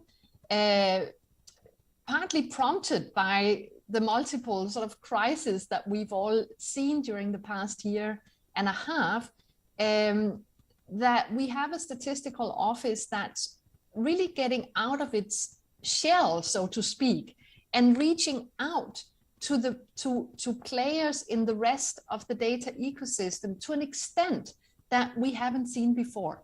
This is also a trend that we see here in Asia and the Pacific, that many statistical officers who may have been thinking actually for the past decade or so, we should transform our data operations so that they're more in tune with some of the opportunities that the current data landscape actually gives us. We've seen a very large number of countries finding alternatives for physical data collection. We've seen countries that are increasingly using, well, the internet, but to get responses, but we are also seeing the pickup of alternative data sources, simply to be able to continue business operations during a pandemic. So this is it's like a multifaceted issue. And when we talk about efficient data sharing arrangements, well, we do have to look at a few things that, that requires us all to be cautious also. The whole issue of data privacy is one, and a very big one. And we see a number of countries either already having a national data policy. They are called many different things, but these are emerging pieces of legislation that are put into place in more and more countries. And for this kind of legislation, it is extremely important that the national statistical offices engage in the development of these policies, because they will always have some kind of overlap with existing statistical legislation. And if statistical offices are not, up there and knowing what's going on in the rest of the government, they may actually miss the boat in terms of getting a central role in a data ecosystem of the country. We are seeing examples where exactly this kind of piece of legislation is what prompts the statistical office to actually get into the game, so to speak. And we also have to think about some of the things that statistical officers may not have done because they haven't been forced to do so earlier. And what I'm thinking of here is that in many countries, the statistical law includes a provision that before a new survey is initiated, it is a requirement to investigate whether there's any other way of getting the information. Either some other government ministry already holds the data, or it may be possible to source it by combining other existing surveys. Well, this is a piece of legislation which has been implemented to different extents. So what I'm trying to say is that this whole transformation business is maybe something statistical offices could have initiated earlier. And from that perspective, a situation with the global pandemic certainly also has its positives, because it pushes a transformation and accelerates it, so that we are pushing the boundaries of what we may think is not possible, but maybe it is.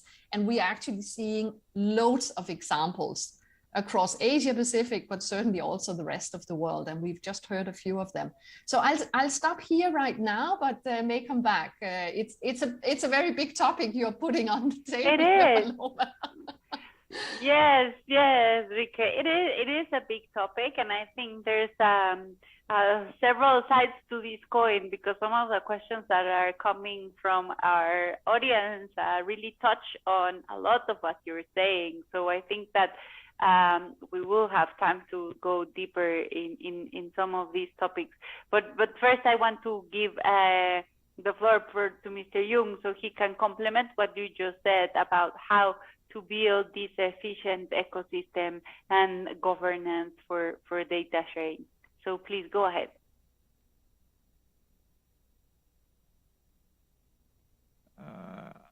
I ask to the panelists because I don't know the answer. But I agree with the panelists about the most important thing is the privacy. The privacy is the enemy and friend for the sharing the data, because without privacy, we cannot persuade every people to sharing the principle of sharing. But it's very difficult to cope with the privacy and sharing the data, because in Korea, to cover the pandemic, we make a strong revision of the disease law.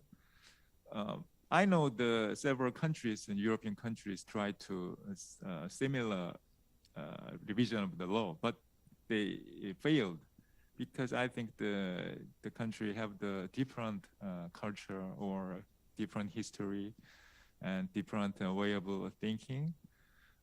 There is I know the standard is not exist in sharing the data. The second one is we're thinking about in terms of the data, because we have no money to survey so many different surveys, and the people do not want to response the survey, even though the government survey. That is the reason we need to find out the data that exists already. Maybe the government have the data or company have the data, but the data is not that exact to the need for the government, but we can endure the differences that between our needs to cope with the data situation. And last one is the cooperation with the country, or in the nationwide, the cooperation with the government and the civil groups and the companies, because the data is all around everywhere. 50 years ago or 10,000 years ago, maybe the government has a big power, have the data, but now change the data power, maybe from the government to the private company. You know, the Google and Facebook have so much big data. They may have our activity or our thinking, and everyone. I think we can use the corporate companies' data to cope with the pandemic or any other disaster, such as economic disaster or a cultural disaster, and so on. That's all. Okay. Thank you very much. I think you touch on several issues that are very relevant. So the first one, it's about privacy, and privacy, it's a huge topic by itself. I think we can organize one session on privacy issues and confidentiality of statistics. So this is a huge topic that it's very relevant, and I guess it will be more relevant every day, because this touches on your second point about how data is being generated in all different kinds of sources, and now and it's something that is not only important for statisticians or for national statistical offices, but also for the citizens and the public in general. How do I protect my data, and how do I cooperate and provide the data, but with all of these restrictions of privacy? So this is a huge topic that needs to be addressed, of course, for data sharing, for also enabling different entities to share and to interact without losing confidentiality of the informant, right? And then I think this connects also to the second point that you were discussing, and that also Rike mentioned about what is this balance, or how do we start talking about physical data collection versus alternative data sources? And I think here is where you pose these questions for the government in terms of, yes, before you were the owners of the data, but you're not the owners anymore. So how can now a National Statistical Office work with the modernization of statistics? And this is something that I was also talking about from Ms. Ola Awad's presentation, in terms of thinking out of the box. And using these alternative data sources, it's not always easy for statisticians, you know, because they're not provided from a random sample that was cautiously designed. You know, this data comes from other kind of sources of data that we don't know if they are biased, and how do we make this something that we can really pose to the public? Because what we have as national statistical offices is our credibility. So we really need to put out there information that is real, that has no bias, that people can trust. And how do we give this kind of stamp, right, of quality to the information that is coming from other sources of data, that sometimes, of course, can be updated more regularly, that can be obtained easily with, as you were saying, Mr. Young, with no cost or lower cost than what it would cost the traditional data. But how can official statistics give that stamp to these alternative sources of data? And there's a lot of work that is being done around the world in these groups of modernization of statistics about this.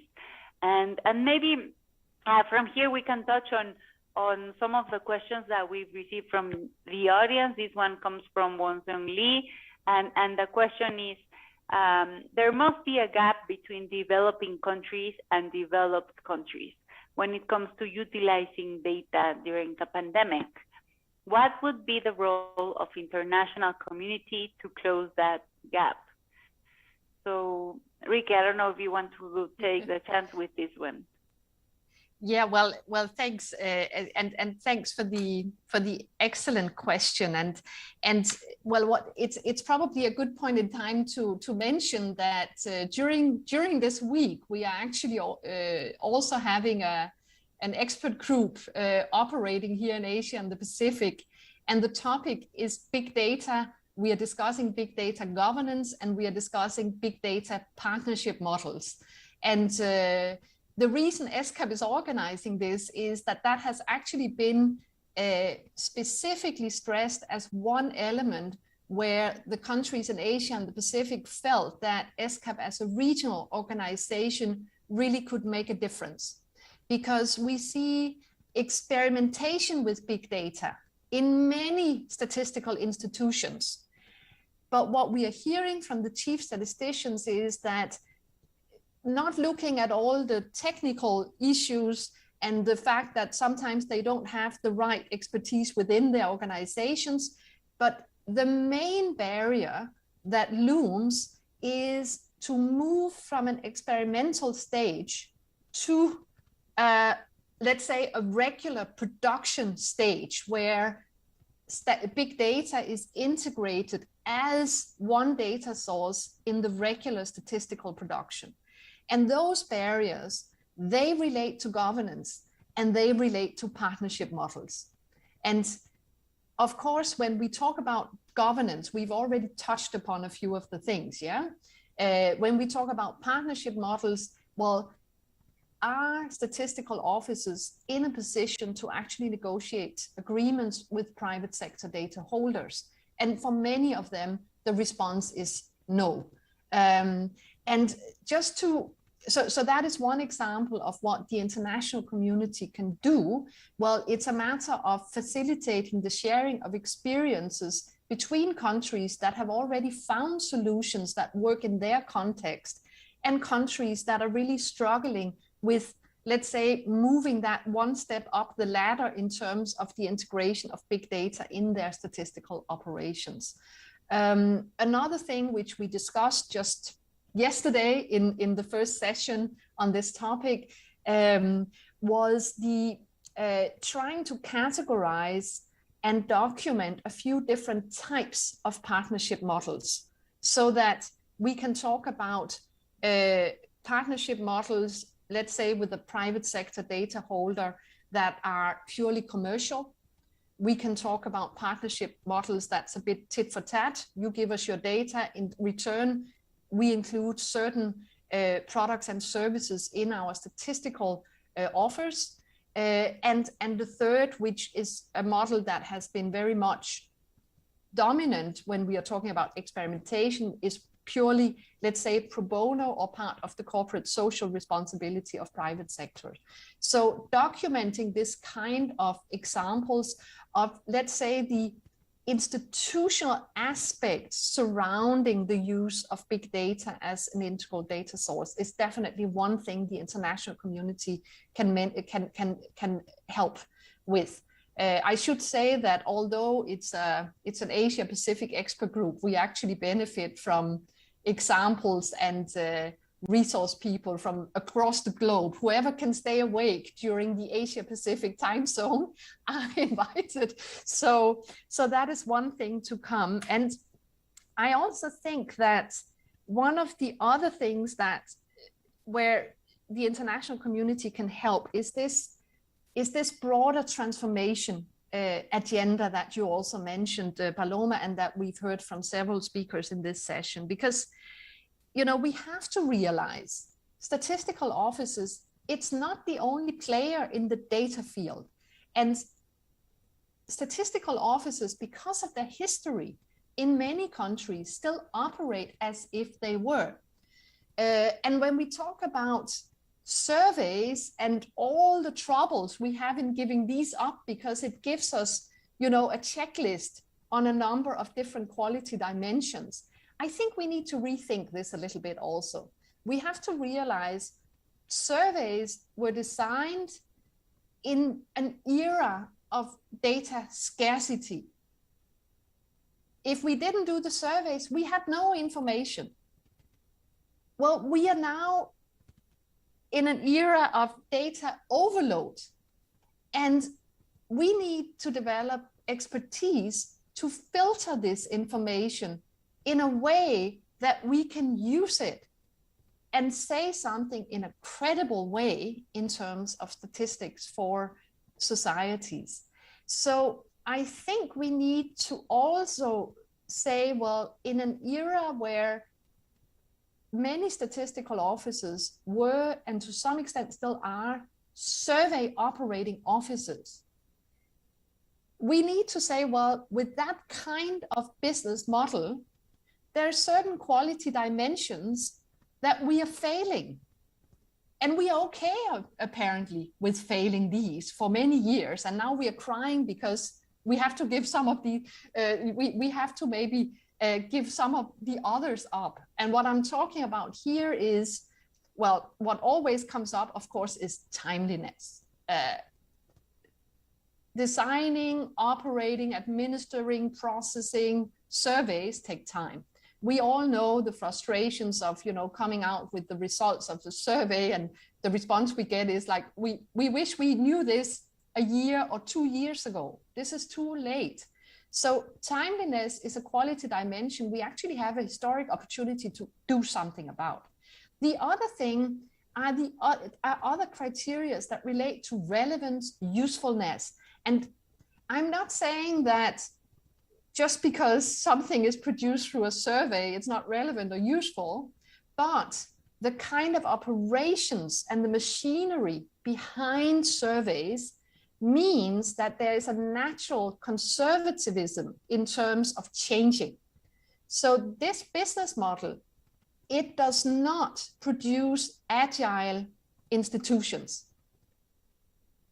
And we need to do something about this because data demands and demands for statistics are changing much more rapidly than what we've seen before.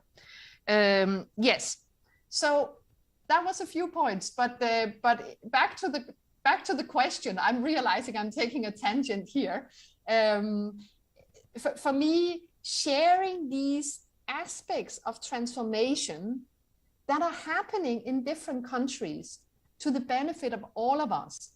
This is where the international community really can come in and should come in. And I hope we are to a certain extent, but we can always do better, of course. Back to you, Paloma. Thank you so much, Rike. Thank you for this answer to the question, which I really like how you describe this era that we're living now of data overload. I mean, it's impressive, and maybe, I mean, as you were talking, I was thinking is the era of data overload, but also of the era of demanding users. Right now, users are very demanding, and they won't wait 10 more years for the next data on population. They want things fast, and they want to update the information, and they want to use it also for national development and public policy. And with all of these new sources of data, I think we cannot take the chance to keep doing things as we used to do before, and not take advantage of the new data sources to close that gap, to close that gap between the provision of statistics to in terms of how national statistics usually do things very rigorously, but also responding to the demands that are needed to the end, or to the end that is to provide a better future and to leave no one behind. So now I will pose to the next question that we have from the audience. This question is from Peter N. Festan, and he says to all of the speakers, he's asking, with the challenges of the pandemic, how do you assess the importance of statistics in addressing the problem? What are the challenges that you encountered in collecting data? So maybe, Mr. Young, you can you have touched a bit on some of those challenges. You shared a bit of the experience that you've had in the pandemic, so maybe you can answer this question. Please, you have the floor. I think your question is not suitable for me because I'm just a statistician, but my special area is about the ICT policy or nationwide the data governance policy. I'm so weak to the disaster-related statistics, but in terms of the point of view, the cooperation with in terms of nationwide or international, I think I'd like to give some point, several points. The first one is I think more and more important the international cooperation than the national level cooperation, because you already know we are in the age of the digital transformation, and our life and our economic circumstances is changed very fastly. Then I think we have to change our paradigm, and it is same in the area of statistics. We have the international classification, but it is based on our classic economy system. We don't calculate the economy revenue in terms of the digital aspect. It is very difficult to calculate in terms of the digital perspectives. Then we need to change the international classification system. And also, we have already the international level, the statistical quality system. But I'm also think about, we change the statistical quality. I'm a statistician, and you are very well known about the standard deviation or sampling technique and so on.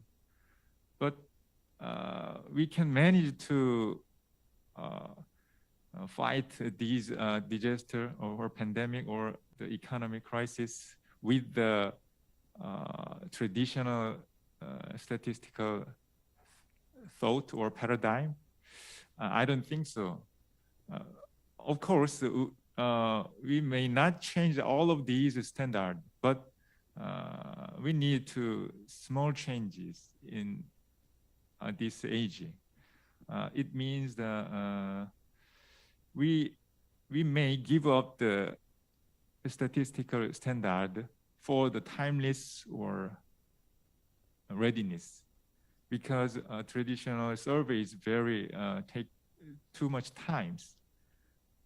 But our environment do not wait for the result of the survey. That is the problem of our Korea and also international, and that is the main subject of my area. That's all. Mm-hmm. Okay, thank you very much, Mr. Young. I know that I'm being not fair with you because our other panelists are sleeping because of the time difference, and they posted a lot of nice information in their presentations that we could share here. But I thank you for your experience and your availability to answer these questions in terms of how do you think the pandemic is changing, how statistics can help address. So I would with this close the session because we ran out of time. I'm really glad to have participated. I want to thank all of the speakers, and really I think I take two main takebacks that, you know, when we end this session, I think some of the themes that were in all presentations were about coordination, and also we talked a lot about how to look for modernization of statistics to be able to have integrated data for disaster risk resilience and statistics in crisis. So thank you very much for participating in this session, the role of data and statistics in understanding and mitigating risk. For me, it has been a very fruitful session. I hope that you all enjoyed it. And I want to give an applause to all of our panelists. Thank you very much for participating and sharing today. And I wish you success in the rest of the conference. Thank you very much. Have a nice day, a nice evening. Bye-bye. Bye-bye. Thanks, Paloma. Thank you, Rike. It was great seeing you. This concludes session 1. Let me thank all the speakers for their contribution, and special thanks go to Ms. Gomez, Ms. Hansen, and Mr. Chung for this lively discussion. Carrying forward, we're going to play this special video produced jointly by Korea Agency for Infrastructure Technology Advancement and the Unsd, demonstrating examples of using data to overcome COVID-19. After playing this video, we will adjourn the conference and resume it in about 4 hours. That is at 3:30 p.m. in Seoul, 8:30 a.m. in Geneva, and 2:30 a.m. in New York. We highly appreciate your attendance at this conference despite challenging schedules, and hope to see many of you in the next session. Thank you. The entire world has encountered a crisis due to COVID-19. Moreover, the world is struggling to fight against the mutant viruses that continue to break out. We ought to prepare for not only COVID-19, but also other potential viruses that can arise in the future. We are required to refocus on the quarantine system again.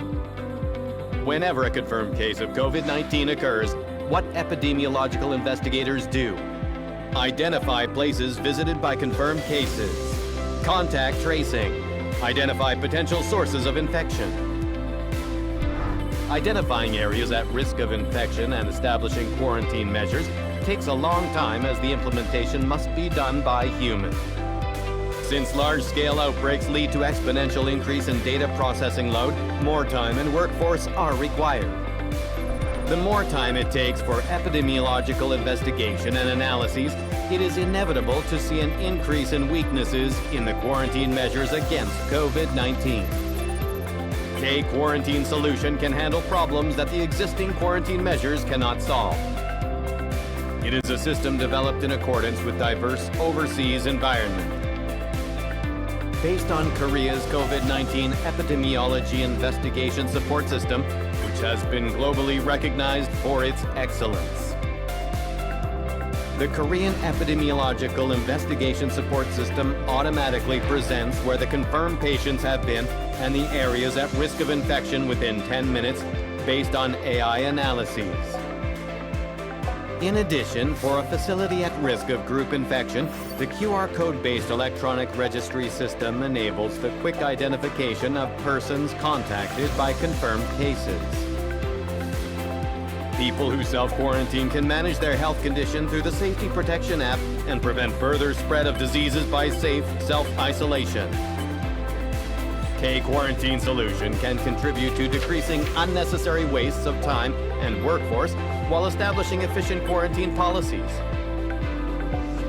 In addition, even if a large number of confirmed cases occurs, our capacity of analyzing the data of 100,000 people per day allows us to deter infectious disease and prevent proliferation of the virus by carrying out rapid epidemiological investigation.